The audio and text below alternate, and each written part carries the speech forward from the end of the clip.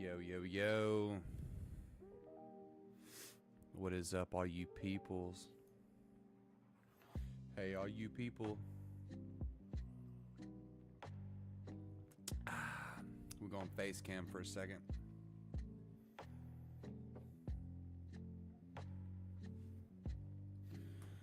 We're going face cam for a second. I wanted to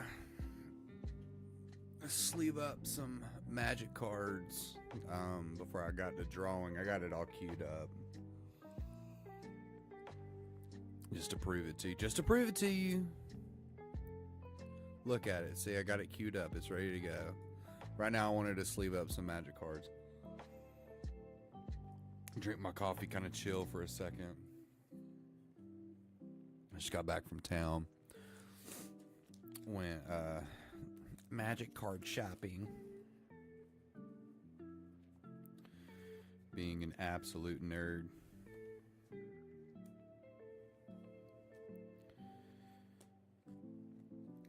I'm building around a new commander. One that my pod's gonna absolutely hate. I don't know how many people out there play Magic.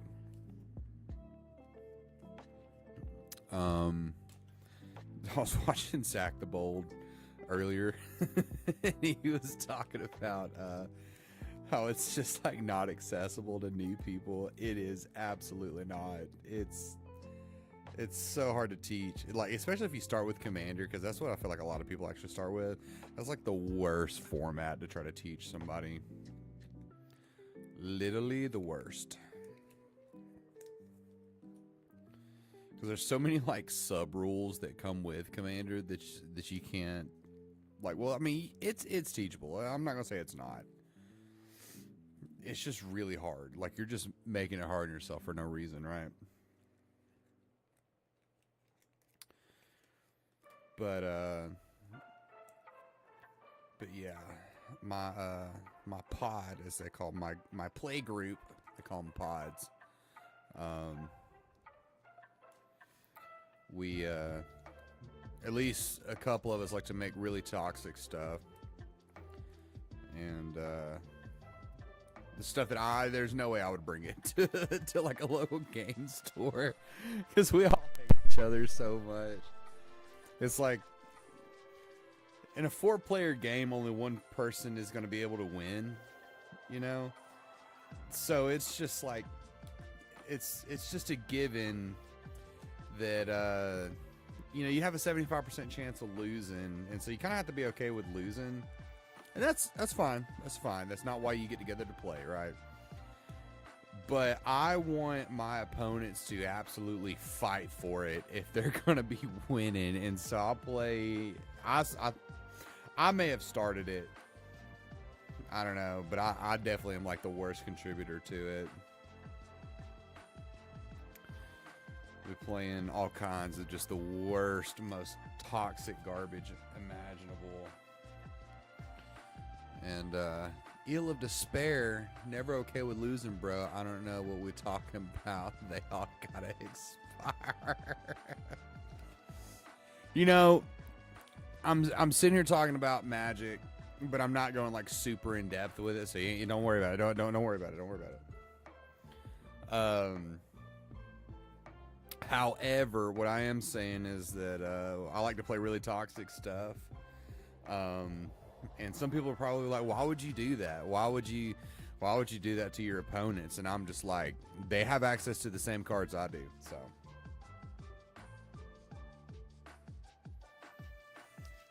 get good. Sucks to suck. Anyways, nah, bro, me too. You gotta be evil about it. I think if you played Magic, I think if you did, you would play the most toxic stuff on the face of the planet.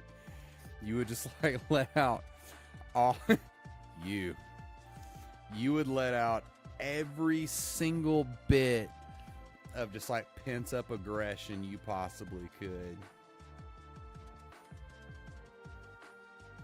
I don't have a doubt in my mind for a second that you wouldn't. and I would live for it every single day. I don't give a rip if people play super toxic stuff. I live for it myself. Oh, it's great. It's so fun. Just watching people just be like, oh my God, that's the absolute worst. Why are you doing that? Because it's great. That's why. Because it's fantastic. That's why. Regardless, I am going to be drawing a little bit later. I just wanted to like kind of sleeve up some cards for a little bit. And then I'm going to bop on over. Might actually be evil. I would actually be evil. You guys better consider yourself lucky that I don't. Listen. You would have to contend with me and Austin for most evil deck because it's like we're in competition with each other to see who can make the most toxic, just evil thing possible. There are some places even we won't go.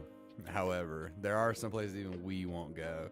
And that would be the only, like, if you were like, build me one deck that everyone will hate, I would actually take it to the level that I wouldn't go myself for you. Stop. Where there's a will, there's a way I would do it. So, like, the most toxic deck that I can possibly think of is with a commander called Sin's Triplets, right? And I know I'm speaking Greek to you. Just hold on. Hold on to me for a second. What it does is whenever you play it, you pick a person at the table and you play their deck for them, and they're not allowed to play their deck at all.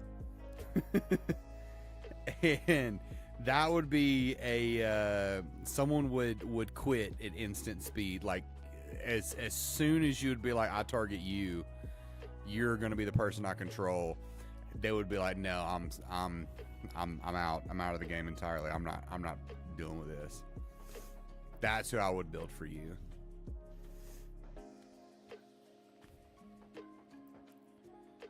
And it would be, everyone would hate it. I would pull that on you and Austin so fast because you guys just deserve it. I would tell you the most optimal plays to do with mine. I would be like, if you want to be extra mean, this is what you do.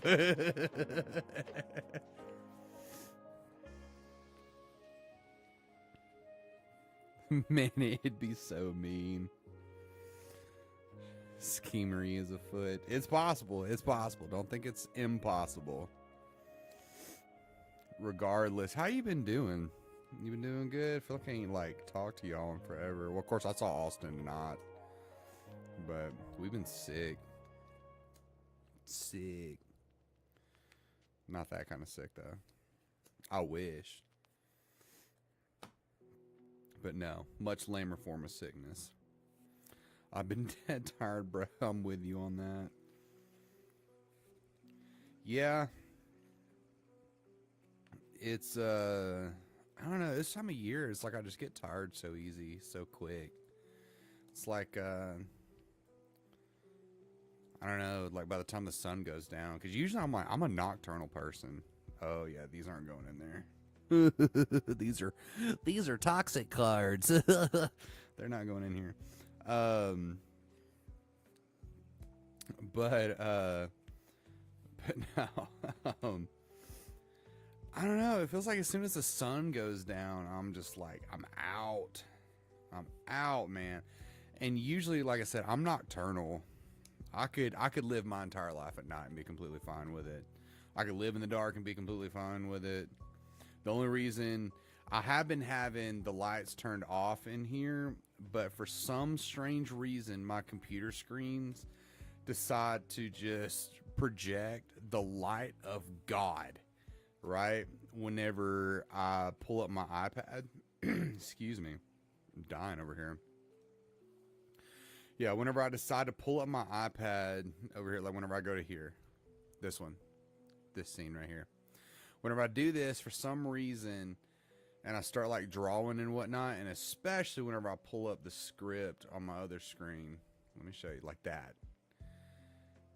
Whenever the lights are off in here, it like overexposes me. Ford F-150 high beam straight to the face. That's exactly right. So, so I've been not turning the light off down here because it's too bright. It's too much, and it is I can't deal with it. Like I would prefer it, but I don't know. It makes the stream look stupid, which I wouldn't doubt it'd be because of the webcam itself.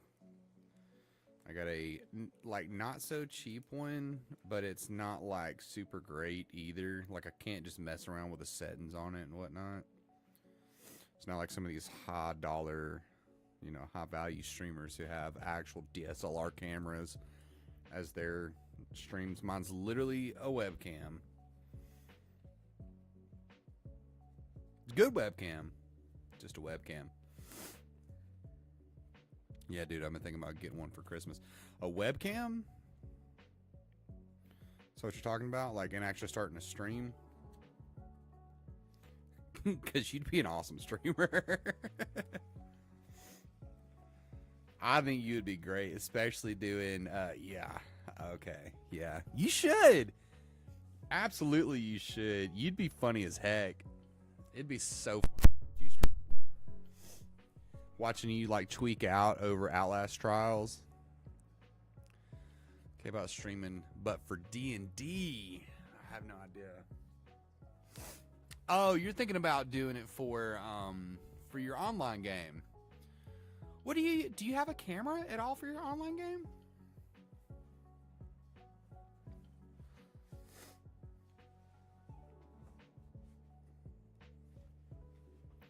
I have no idea how to stream. Oh, it's so easy. It's so easy. Yeah, I use my laptop, but it's buns. Dude, all laptop cameras are buns. Let's be honest here. They're not great.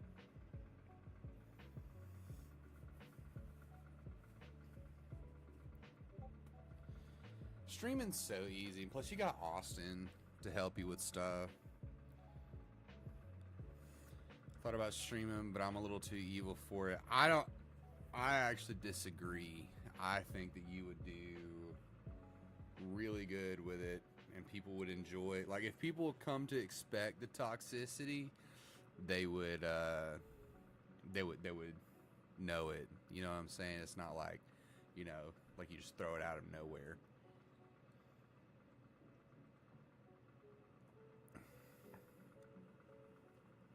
I got my fat coffee cup. This Joker's the big one. Trust they would find it for me. I think you should. I think you'd be freaking hilarious. Personally, I think you would be. Okay, let's see my brush size. Okay.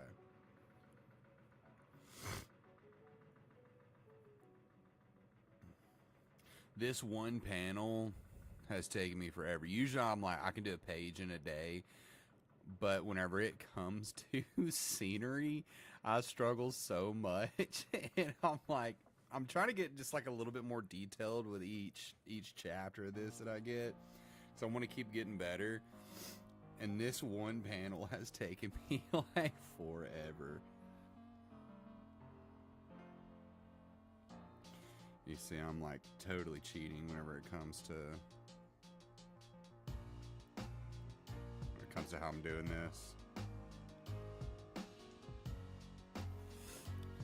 But no, I totally think you should. I think you'd absolutely do great. Ooh, scenery is the worst. I'm just chilling because Austin is being educated and doing finals.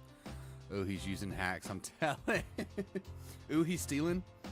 He's stealing. Okay, so you live on the internet like me. I want to know if you know about Marvin the Worm. Do you know about Marvin the Worm? Yes. Oh, dude. I showed that to Adam tonight for the first time. He didn't know who he was. Oh, dude, I'd known about him for a little while, but I didn't know like his actual name. I knew him mostly for like the Robert.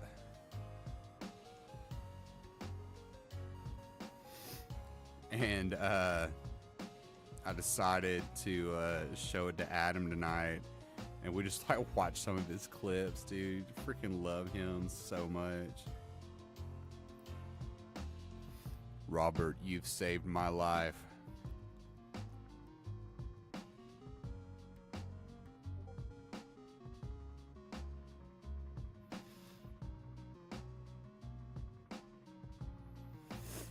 He's so funny.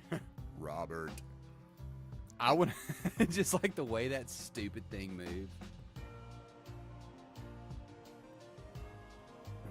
I want to see. Is that really like opacity is down on my. There we go. Got it fixed.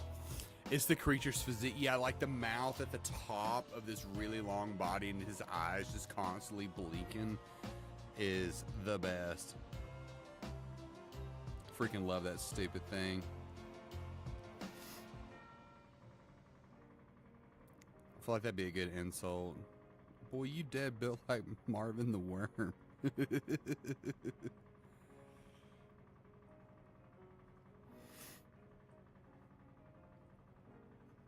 Who's blowing up?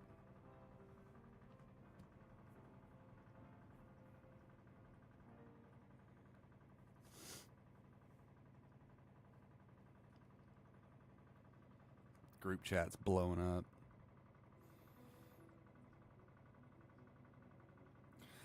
The next few days, they might be your last. He built like my dog, low-key. There's no way he's actually built like your dog's actually built like that. But also, I've never met your dog. I need to. Somebody needs to give y'all's dog a break. That dog's been working at the factory for 27 straight hours. 60 hours a day. 24 days a week. My dog is a freakish creature, bro. You're not ready.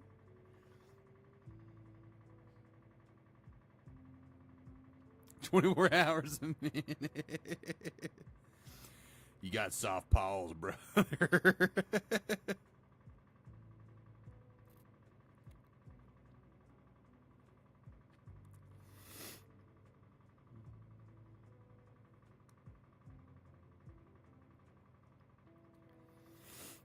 Soft paws. I figured that'd get you. Okay.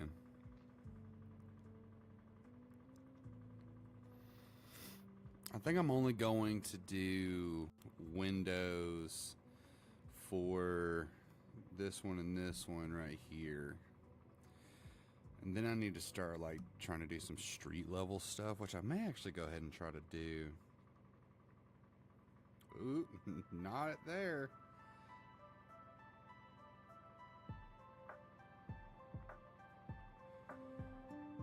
Here we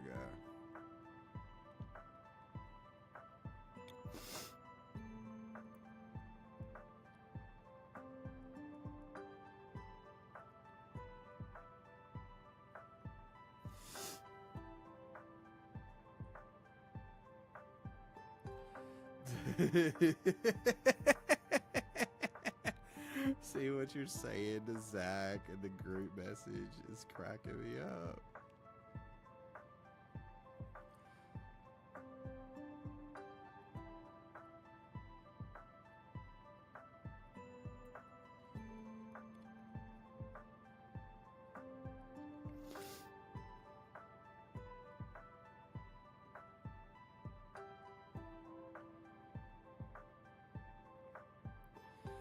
That looks askew.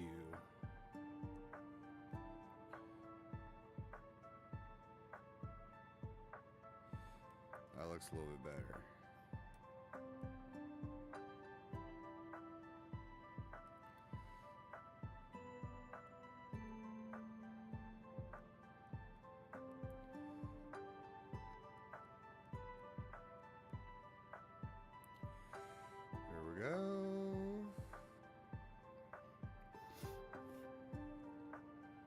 the prophecy foretold.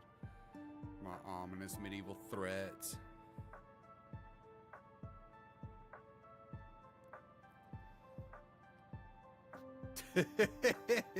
We do that. Me and Rachel will do that from time to time. We'll just like do that to each other.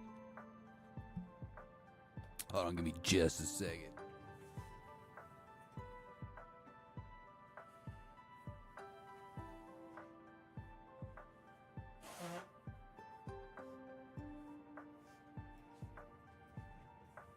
Had to blow the nose.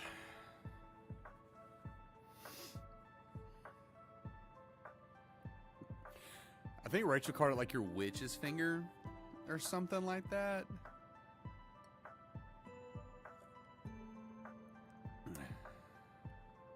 My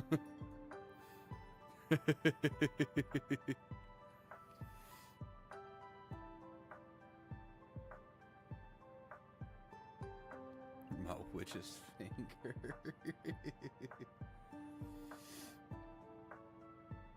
That's hilarious. Like, I just said that, and Rachel just said it in the group message, too. That's freaking funny.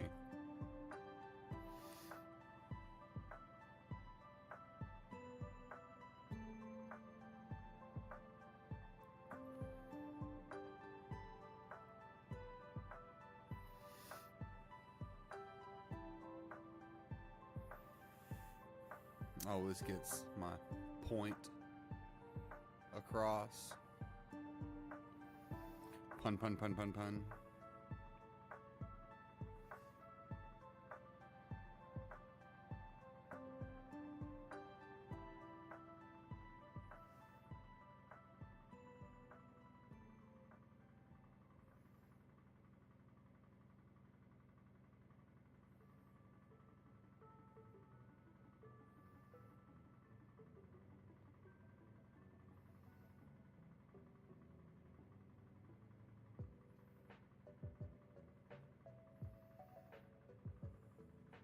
Bro, don't make him laugh too hard now. Yo, dude, save some laughs for the rest of us.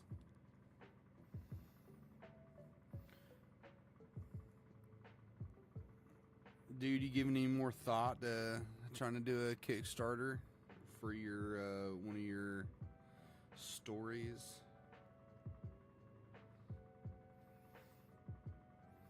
I personally think it would go fantastic in Shadow Dark. You have. Yep.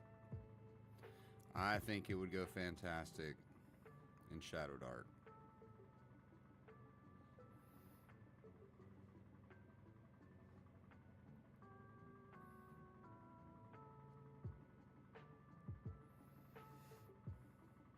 Oh yeah, Thanksgiving. Did you ever get a chance to run a game for the boys? I knew it was a possibility, but I hadn't heard anything. I think it'd be really fun to put Death's Valley out. I can for sure help you with that. And would love to help you with it. Hoping I can soon, though. Yeah, I wasn't sure if you was going to be able to or not. Just because I know how them family things go.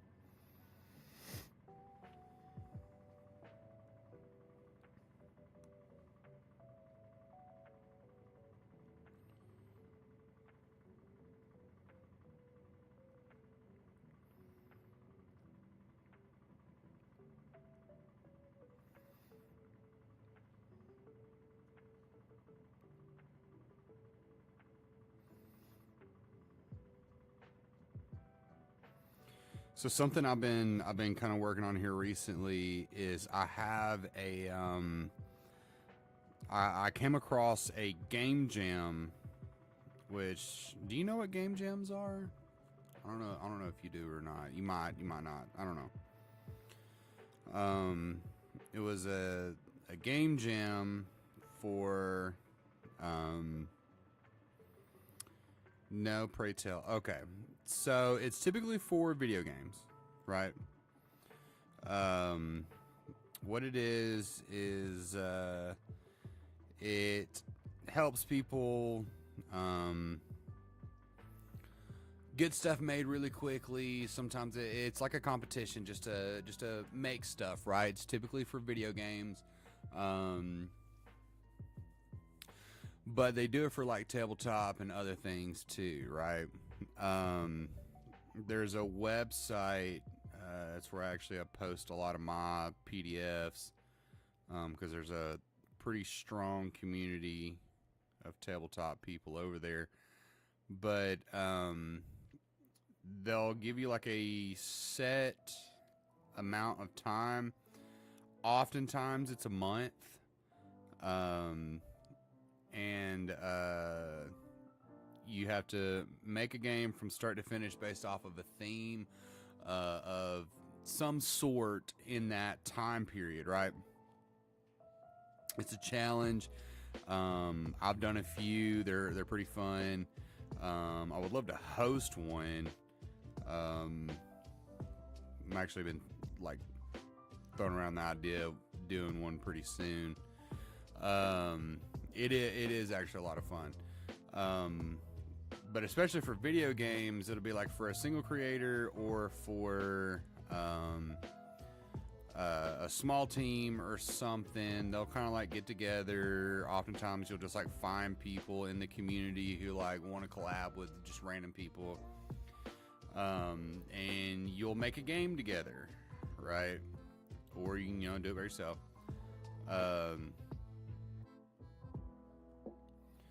I came across one, the reason I brought this up, I came across one that was like specifically for kids, right? I can't remember exactly what it's called, but I got it saved on my page because I was going to try to do it.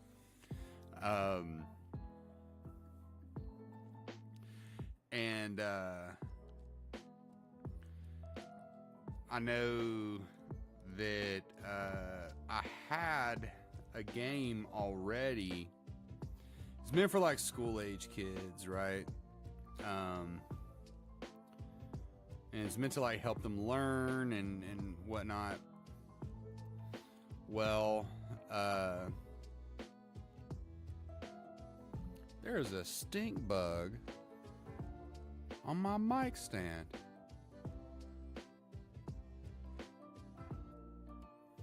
I think it is like literally, hold on, check us out. Right there.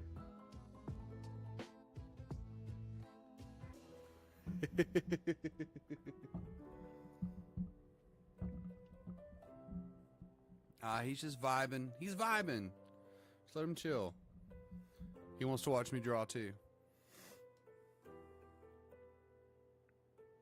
Anyways, there's one that's it's basically like teaching kids how to play tabletop, right? And introducing them to it. And I have had an idea for a game for a long time that I wanted to do for kids. We're literally sitting in bed beside each other. Am I on both of y'all's phones? Or am I just on like one of y'all? Well, hello there.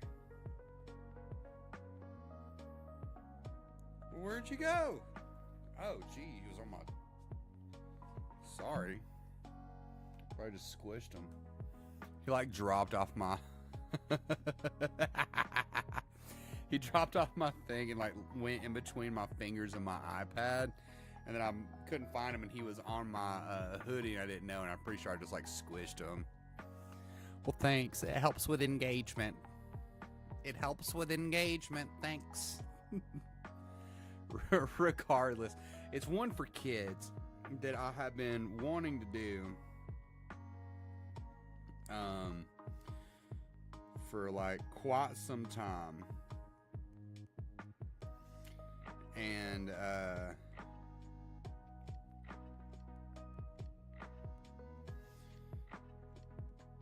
I have been like trying to think of a cover for it because I'm like, I can do all the art myself, right? Especially if it's for kids. I can do all the art myself because I do a lot of cartoony stuff anyways.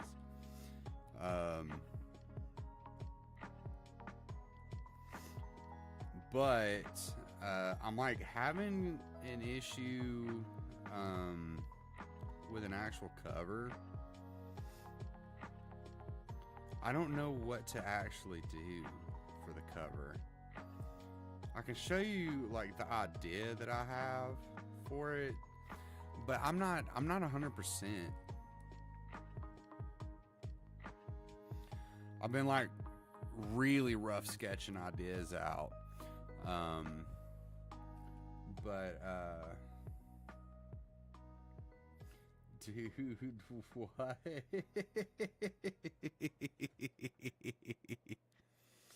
Okay, hold on.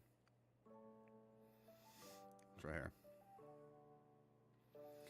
So, what I have right now is a floating head over a cliff.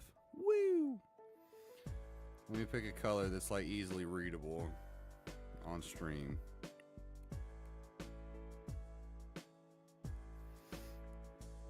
Okay. So what I'm wanting to do... Yeah, he's just vibing, right? He should have quit while he was ahead. So what I'm wanting to do is I'm wanting to have a kid right here, right? And he like is holding a sword, right?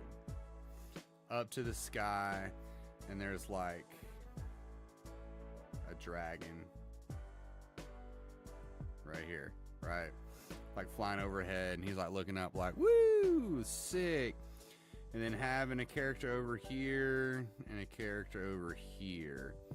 And having the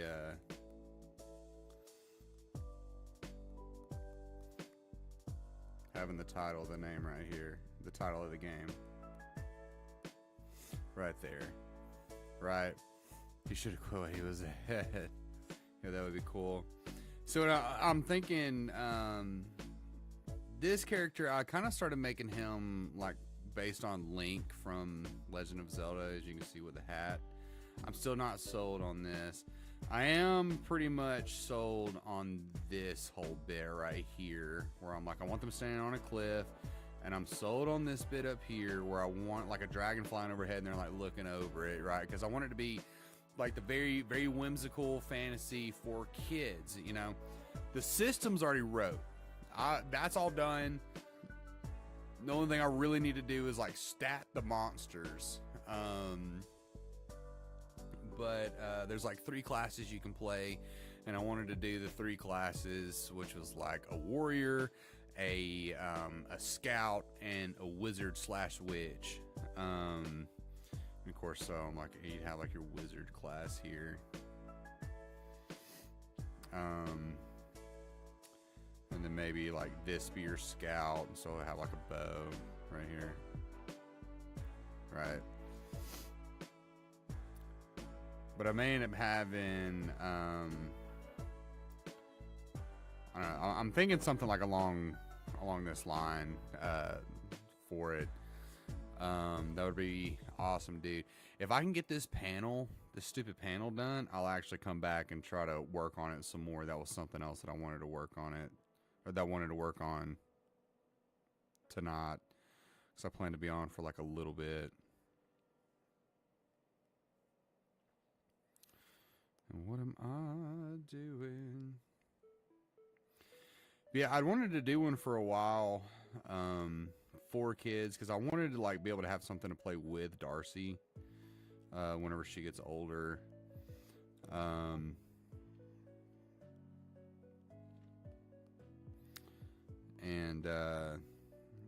So it was already like most of the way done. And then whenever I saw the jam, I was like, well, I'll try to get this done, because I got to have it done by the end of the year. And it's already not going to be super long, right? Like, it's not going to be a super big book. It's going to be like a miniature zine, right? Probably somewhere between like 12 to 16 pages long anyways. It's not going to be super long.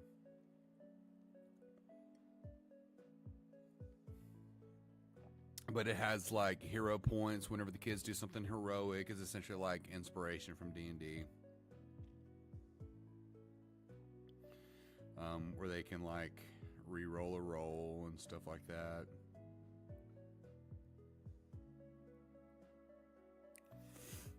Now you gotta be the whole length of the Bible in 20 days. Let me just let me just do that. I think it'd go great.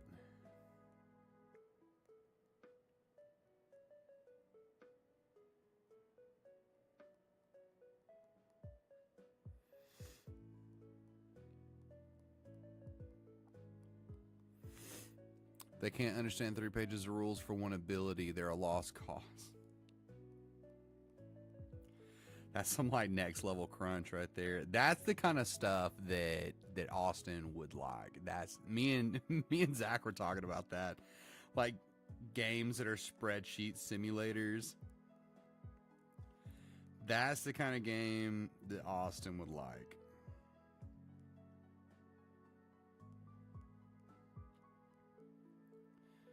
Any kind of tabletop game that's an absolute. You're right, but how dare you stop? He really would, though. Okay, I'm fine with. Okay, now we're about to get into a philosophical debate right here. I'm fine with crunchy games, right? But there's a certain level of crunch that I believe that if you get to, that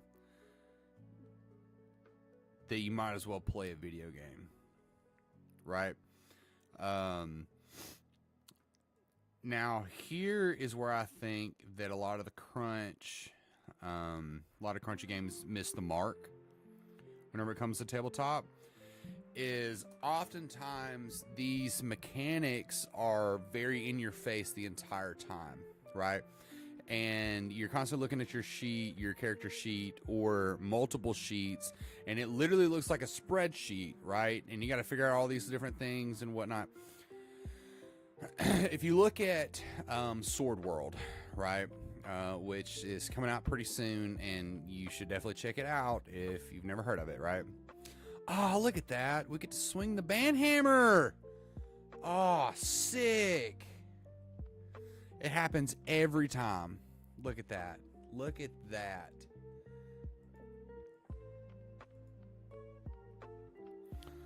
Every single time, somebody always hops in here and they're just like, here we go. Yeah, no, it's definitely not. Bam! Swing the band hammer. Bam! Anyways. But no. Whenever it takes you poring over your character sheet to kind of figure out like what's going on and what you should do, what's the more optimal play here and all that, there's a certain level of crunch that is just not fun, in my opinion, because it just takes forever and the answer is not like super clear, and it really takes you out of the game itself, right? And I think that anything that takes you out of the story is a bad mechanic. I'm just gonna throw it out there. Anything that takes you out of the story is a bad mechanic. That might be an absolute hot take, but that's just me. And that's why anytime we play at my table, if we are unsure about a rule, my preferred way to handle it is I'm going to quickly I'm going to quickly come up with a way to resolve it, and we'll look it up after the game, because I don't want anyone to lose interest in what's actually going on, you know, because I'm already fighting the phone for people's attentions.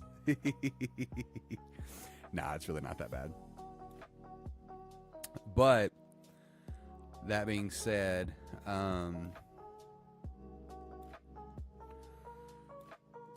whenever it okay, I can get behind you with that. I would much rather just do a quick ruling, and we'll look it up after the game, and then we will decide how best to go about it in the future. Now, here's where I'm okay with crunch. Be like me and completely forget. Well, see, that's where you just make it up on the spot. Source, I made it up, bro. But you just make it up on the spot, and it's completely fine. Nobody gets hurt.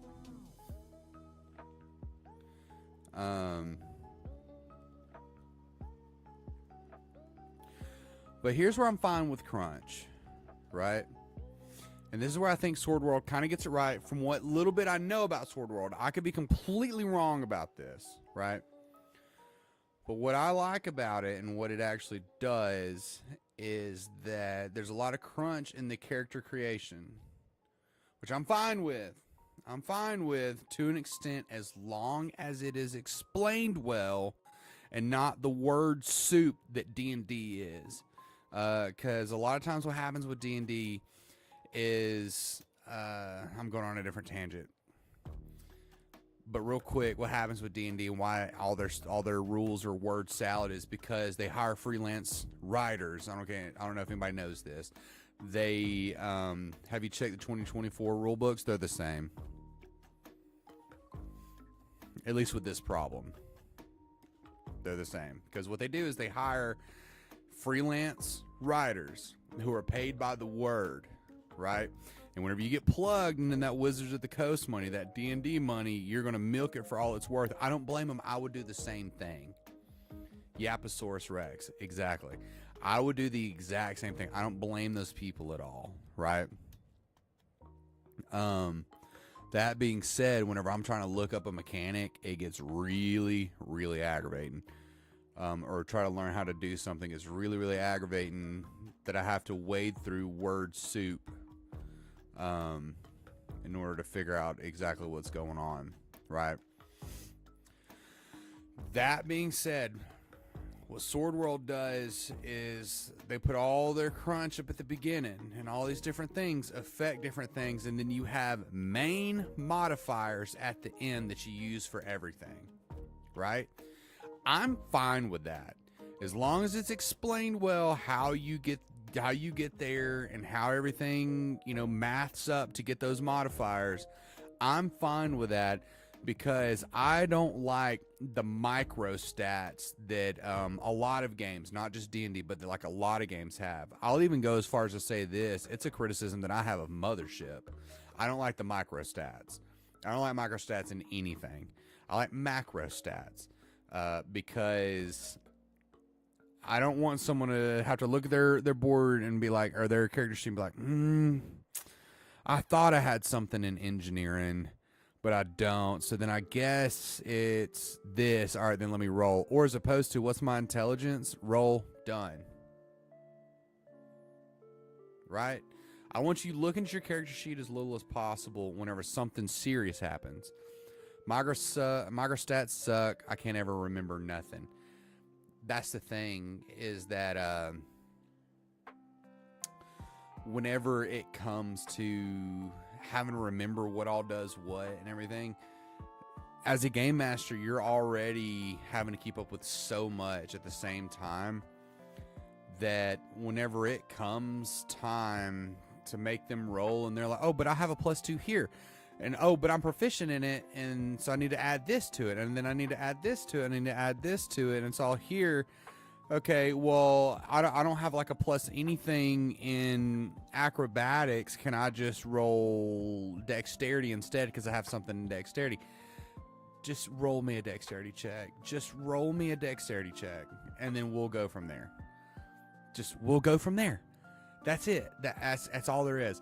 Whenever it comes to the upfront player-facing stuff, I only need the macro stat to tell you how well your character does something, right? Now, if you back up, right, and these background micro stats affect your macro stat, instead of it going the other direction, where your macro affects your micro needs to affect the bigger stats. And I know that sounds like absolute, you know what?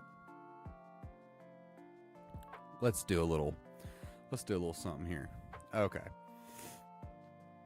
Around the world. Okay. So if you have, we're going to say the circles are small stats, right?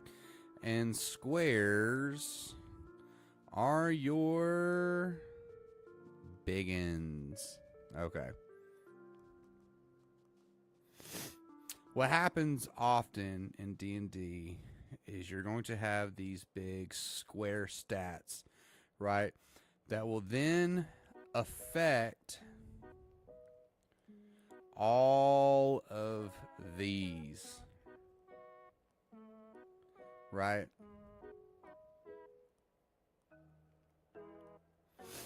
Right. Educate me, good sir. Well, I am. All right. So that's how it often works in D&D. Whenever all you actually need is these, right? Those are the ones you actually need. Now, let me explain to you what I'm talking about and why I think crunch is okay if you flip it around, right? If you have a bunch of these macro stats, they give you something, right? We'll break them up every 3, right? These macro stats, how well you are in this thing and these 2 things. I suck at these right here, but I'm good here, right? These should affect your overall total here and go in this direction. So that way, my eyes are only looking at these stats. That's the way it should work. The microstats are fine. And if you want to sit here and figure out, you know, a crunchy way of figuring up all these and a formula to go from, you know, over and over and over and over. And I've thought about this at length, especially here recently, that this is the way that you should do it. So that way you're still only caring about these stats right here. That's the way. And then whenever you level up, you start leveling up over here into these things, and then you plug it into the algorithm, or you plug it into the equation, and it'll eventually affect these. That's the way I feel like crunch can work just fine. So that way all of the character creation and all that stuff, because a session 0 is fine. I don't have any real issue with a session 0 for a game. But like I said, whenever it comes time for you to make me a check and you're having to look over your character sheet and you don't know what to look at and you're asking me what to look at, and then I have to explain it to you for the millionth time because it's not explained well in the original rules, right? There's a problem there.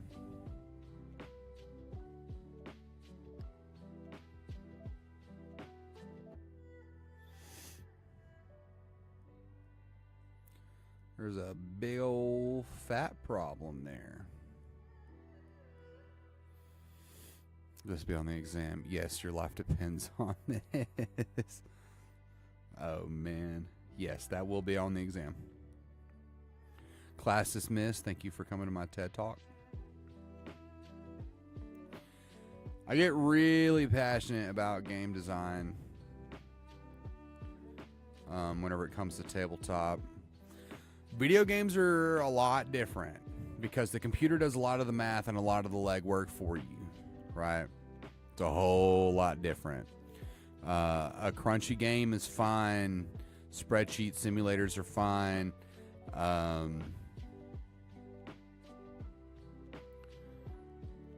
As long as the gameplay is actually fun, right?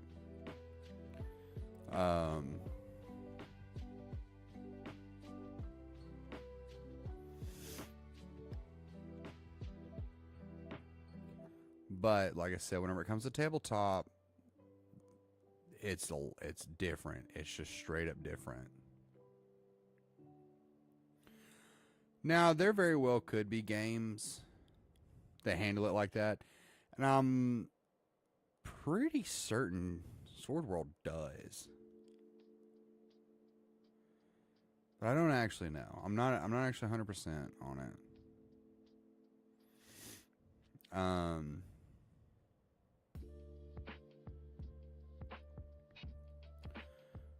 Let's see. I feel like the macro to micro would be fine if there wasn't so many similar microstats or overlaps. Make microstats a little bigger or more distinct, and it'll be a better situation.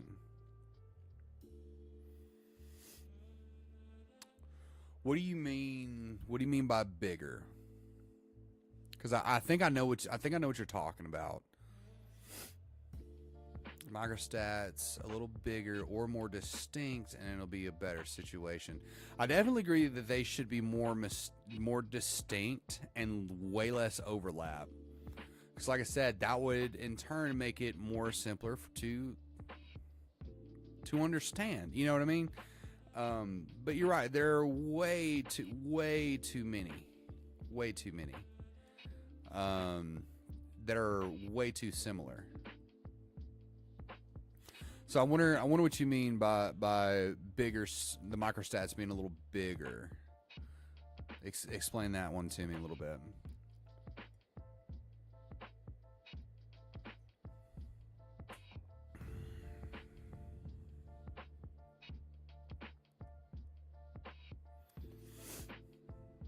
Okay, like I said, a persuasion and deception, combine the two.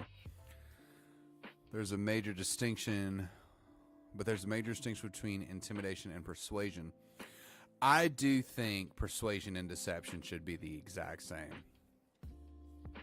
That's me. I think they should both be persuasion. Well, heck. Hold on. Let me just look up.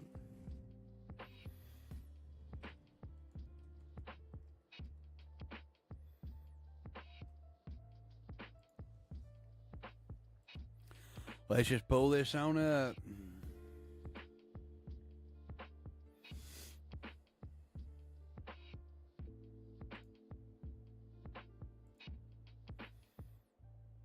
Okay. I'm going to be honest with you. This is me. I feel like, for one, animal handling and nature should be the same. I don't understand why they're two completely different. By combining some of the similar ones, yeah, so you don't have to keep track of everything. Yeah, I completely agree. I also think stealth and sleight of hand should be the same. And I also think survival, nature, and animal handling should all be under the same. I think history and arcana should be the same if they're not. I think history and arcana should be the same if you're still going to make arcana be about magical history, because that's what it's actually for. I don't know if you knew that. It's not for to be able to tell if something is magical or not.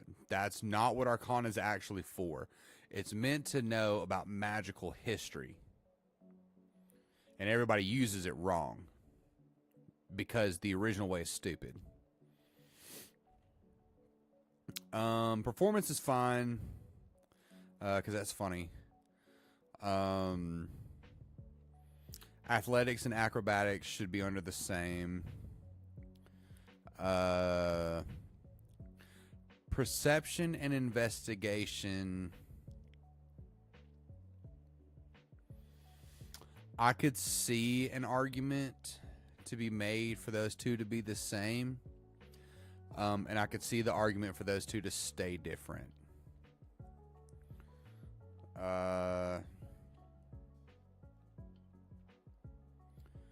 Let's see if there's any others that I would combine. Religion definitely needs to be its own.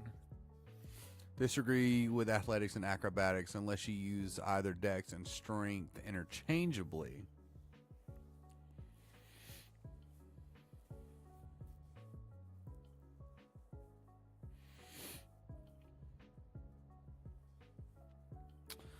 It really depends on what you're actually using the acrobatics for.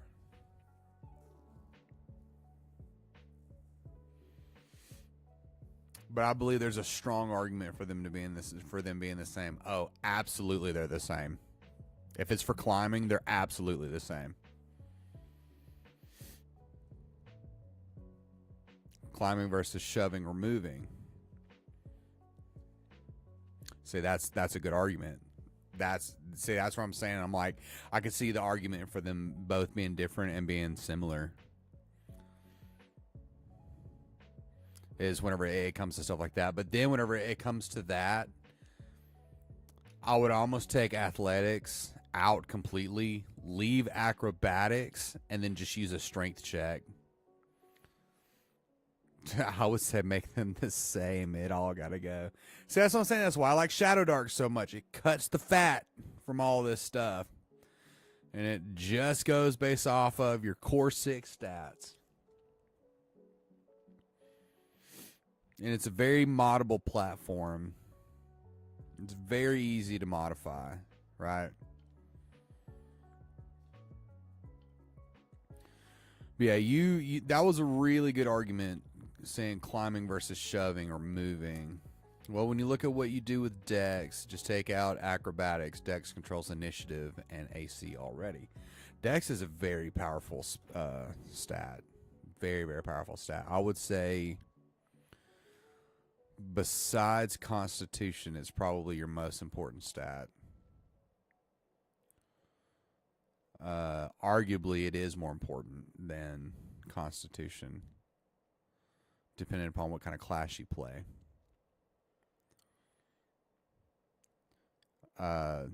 But that's where I actually think that the way they calculate armor class is also stupid.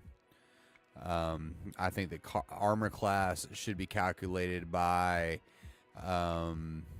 your worn armor entirely, and then your armor, what you're allowed to wear, should be tied to your stats. That's what I think. I think that if you have say a +3 or a +4 in strength is the only way you can wear full plate. But it gives you the ability to wear this armor without any repercussions. Because the way that it works is, I don't know if you might remember how it works, and I might actually be getting this wrong. But the way that it works, it's worn armor plus your proficiency modifier plus your dexterity modifier, and that's your armor class. AC is confusing for a term, as it's also about dodging attacks too. So that's why I like the opposed rolled system. That's why I made it. But armor class is confusing. And it actually used to be more confusing. I think that there's just a lot that could be fixed with D&D, honestly, to make it better. Because there's a lot that's fine with it. I don't have any issue with the core 6 stats. I think they're all good. Only light medium armor adds dex. No. They all do. They all do. It's worn armor, then dexterity, and then I think proficiency. It's all dex. I'm telling you, because I'm just like, well, what about these strength characters? It's goofy. I'm telling you, it's goofy. Saving throws, not in 5th. Am I wrong? I could be dead wrong. That's very possible. See, and that also goes to show you that's another point of my argument. It's too complicated. Let me send a link. Yeah, send it to me.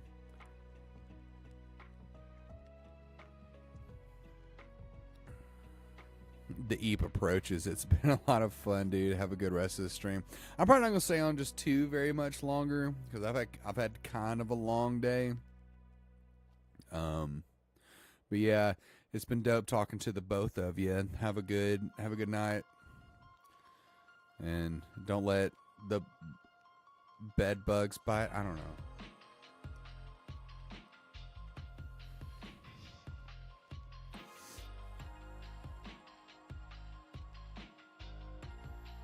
Okay, I've looked at this D&D character sheet for too long.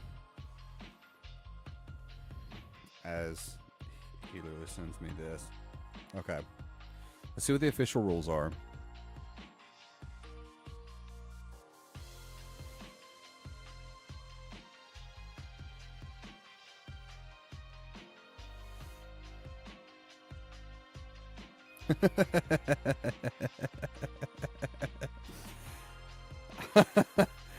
I think it's funny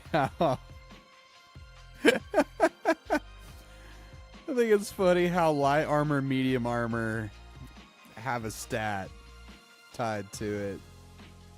But then heavy armor is just a base. It's just a base number.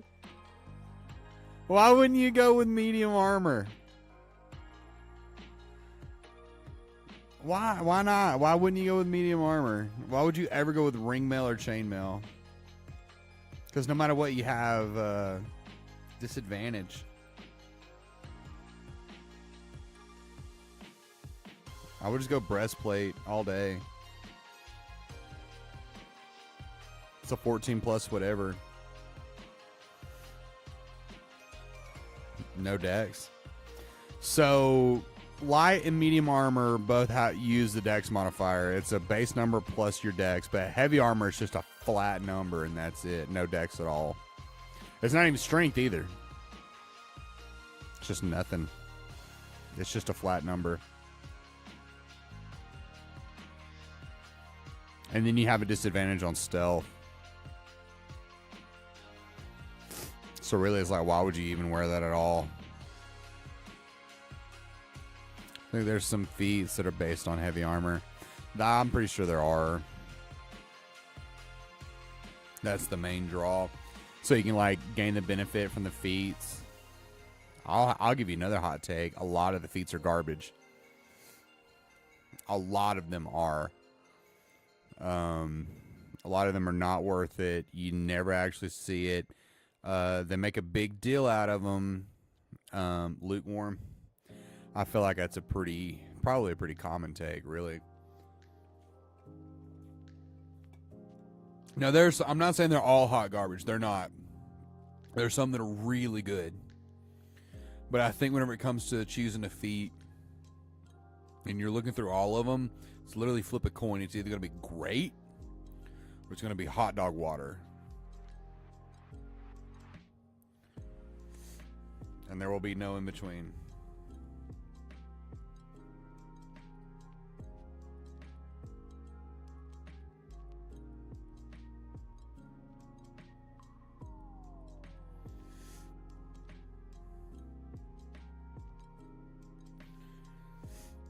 I mean, a lot of class abilities are hot garbage too.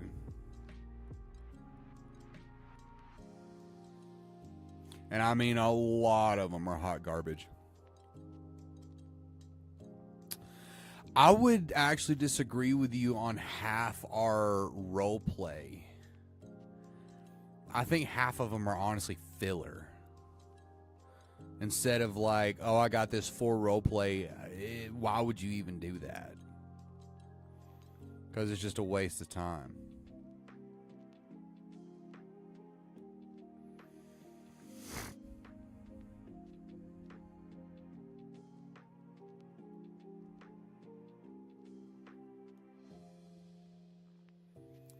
Okay, so this is way too big for the scene.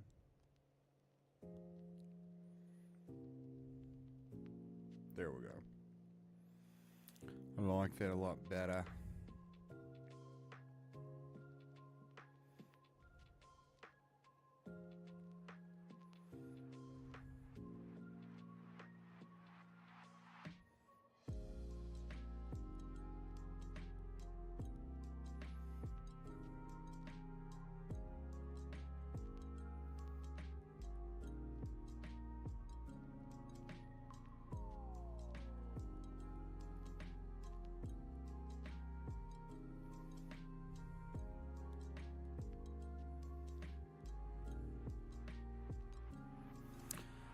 Good grief. You send me a novel, dude.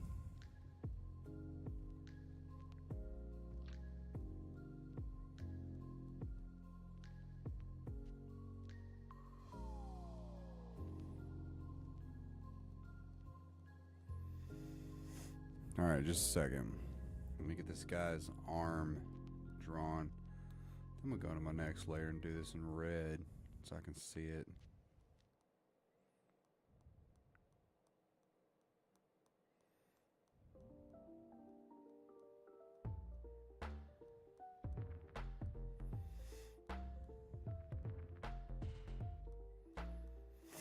Okay.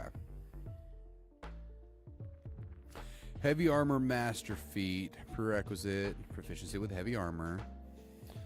You gain the following benefits. While wearing heavy armor, you can reduce any non-magical bludgeoning, piercing, or slashing damage you take by up to half your proficiency bonus. That's good. That's really good. If you're wearing magical heavy armor, you can reduce magical damage. Also really good. If you wear magical heavy armor with a +1, +2, or +3 enchantment, you add the bonus to the damage. Really, really good. Basically boils down to reducing damage, proficiency bonus, half proficiency bonus. You know, a lot of times whenever you start getting to the where you can get like +1s and +2 armors, you're already going to have like a +3 or a +4 to your proficiency. Or at least should be there. Because I think you get a plus, your proficiency goes up to +3. Level 4?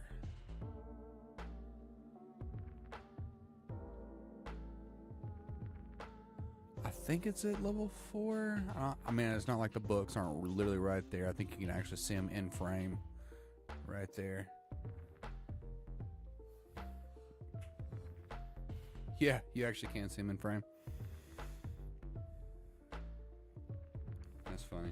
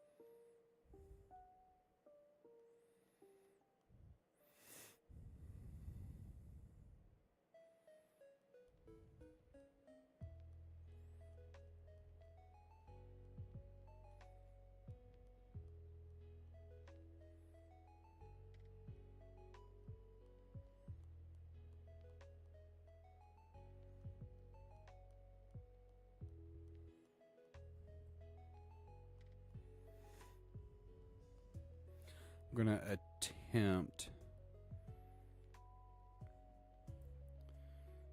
to outline this character out, and then I'm probably gonna hop off.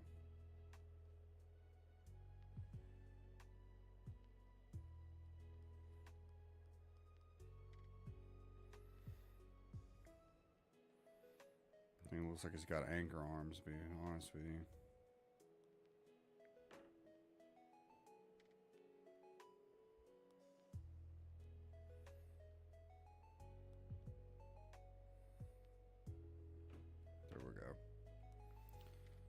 that's a little better.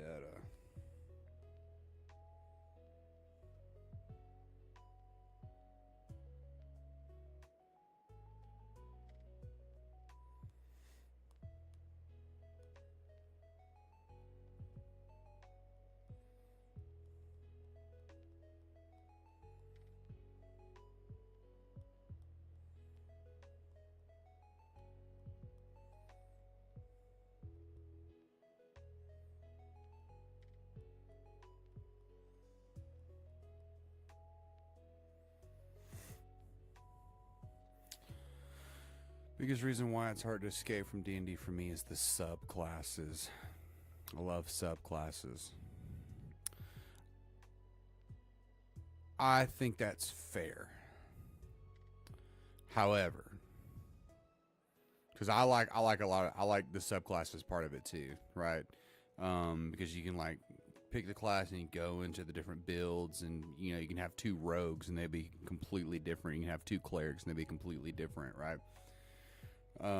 Some overlap, but for the most part, their play styles do completely different things. Like I think that's really cool, right? Like I said, there's a lot of really good things about D&D.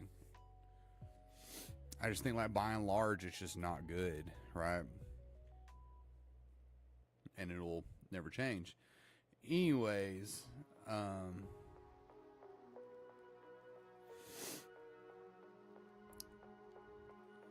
whenever it comes to the subclasses, I think that there are a lot that aren't as cool as they seem.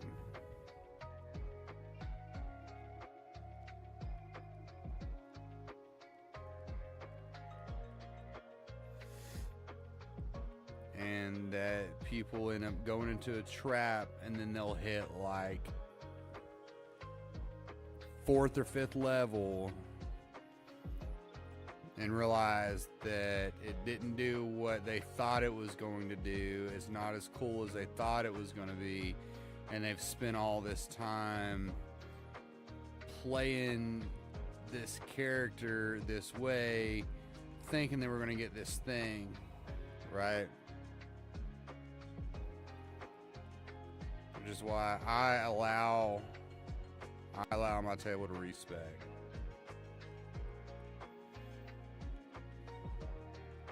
For that exact reason, I allow them to respec.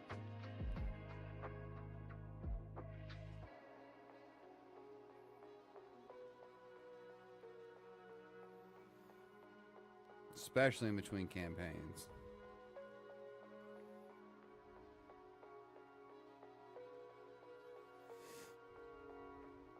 So I personally think that's only fair.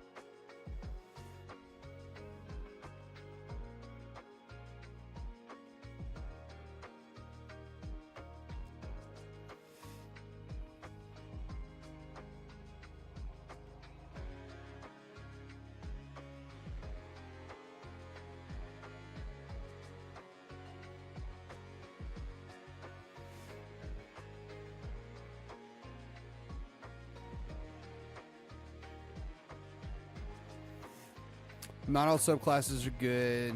Some too situational and niche to work. But overall, I like the variance, gameplay, and flavor they can bring. I'll give you a hot take.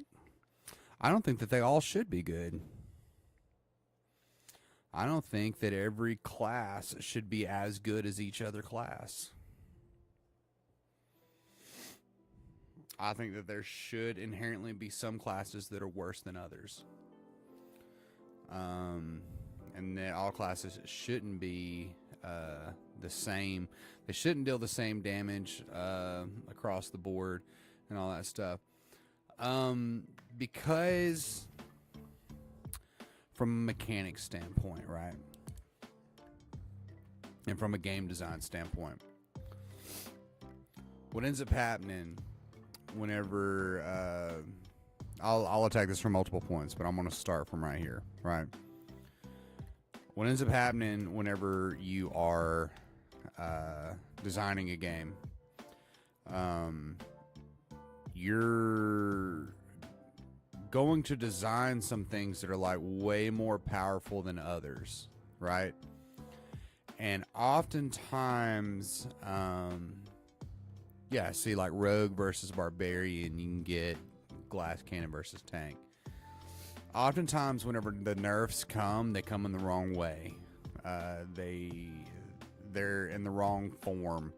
And what ends up happening is instead of trying to buff everything up to that same level, they nerf everything down, right? So if you were to try to nerf Wizard, right, what would be your first instinct? Before I said all this, what would be your first instinct if I told you you got to nerf spellcasters? What would you think?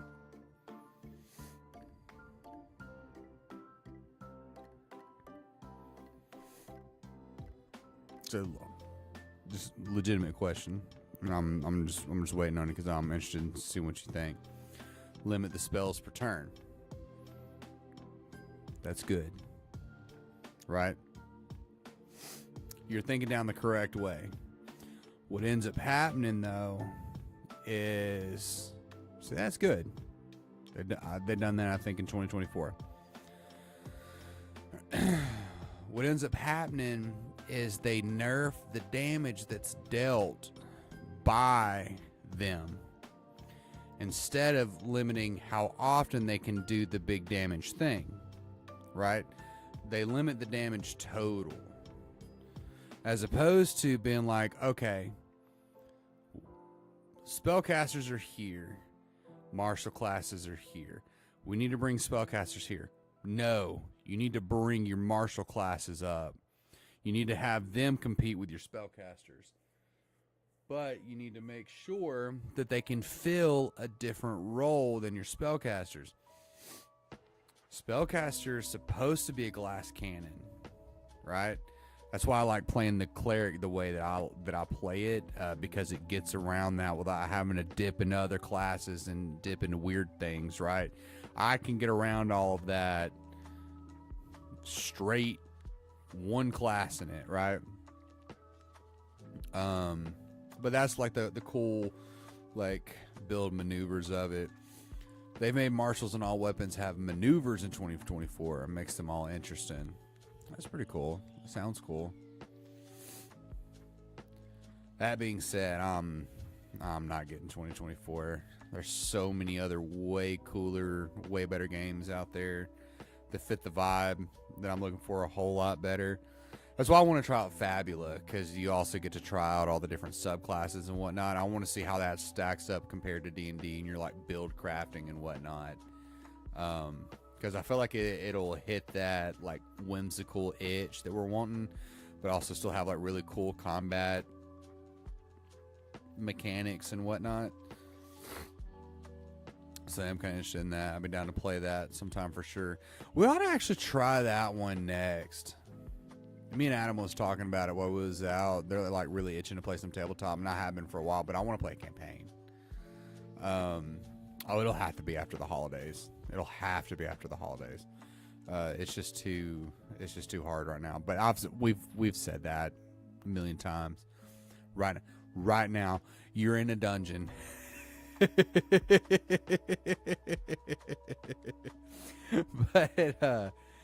But yeah, I want to try Fabula out. That one seems like a lot of fun, actually. I love the vibe of it. I want to get like some kind of module that goes with it though. I got a 12. You're dead. You're dead. So what? You'll never know. You're dead. But like I said, I want to try a module out. Maybe I should be like trying to read through Fabula some more to try that, just to try that one. So I can kind of like help with mechanics and whatnot. Trying to think if I had a second one. What modules do they have? So the way that they work a little differently. I don't really know that they do a whole lot of modules as they do setting books. But I ought to look into it. Because I think that there might be some stuff that would be really good to play with it. So here, I'll get what I have and I'll show you what I'm talking about.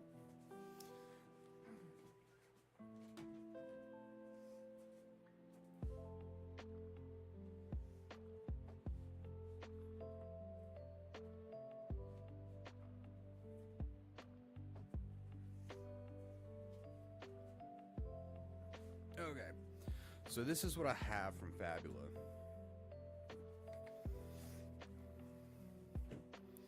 So I already have the core guide right here. Excuse me, Spotify. You can stop that. Thank you.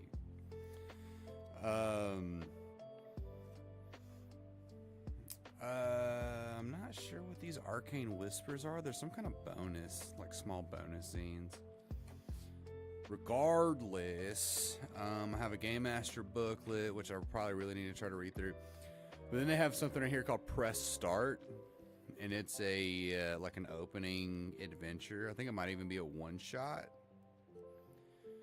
But the problem is it kind of shoehorns one player, or it shoehorns people into playing certain characters.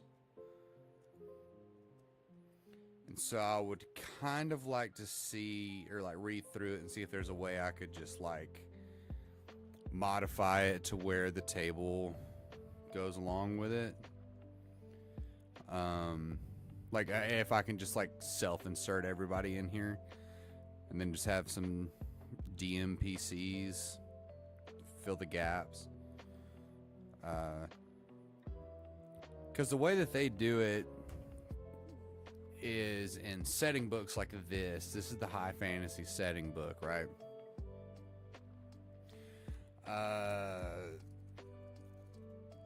They kind of just, you kind of just build the world out like kind of together. Like the party even has some power in the world building, which I think is interesting. I'm definitely not against that. I feel like some GMs would be. I think at my table, it is a bit sandboxy, but I would still, like, they still encourage you to have, like, a villain, right? Or, like, some kind of common enemy or something like that. So it's like there's a point, you know? But it is kind of sandboxy, which is cool, but I like sandboxes with a point, right? Kind of like how we did Wrath, where you could go anywhere and do anything that you wanted to do and in any order, but there was something that you needed to do and like get done. I like that kind of sandbox. Yeah, you kind of inspired me to read through this some more,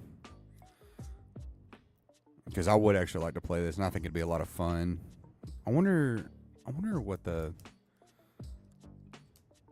Because there were some stuff about like the character creation that I thought was really cool. But yeah, I think I'm gonna go ahead and hop out of here, and I'm gonna kind of start flipping through here. If you end up hopping in Discord or whatever, I'll be in there. But yeah, everybody that hung out, I appreciate you on Twitch and on YouTube. If you're watching this after the fact, I appreciate it as well. I have a Kickstarter coming up in February. It is for Extinctions, a zombie survival horror tabletop role-playing game. I'm still currently working on, you can see it over here. I'm still currently working on my comic. As you can tell, as I get more detailed, it takes me a lot longer to draw. But yeah, I stream every Tuesday night around this time, roughly around 8:30 Central Standard Time. Stream for about an hour and a half, 2 hours. And yeah, just check out my stuff and follow. Make sure you hit that subscribe button. And I will see you guys next time. Love you all. God bless.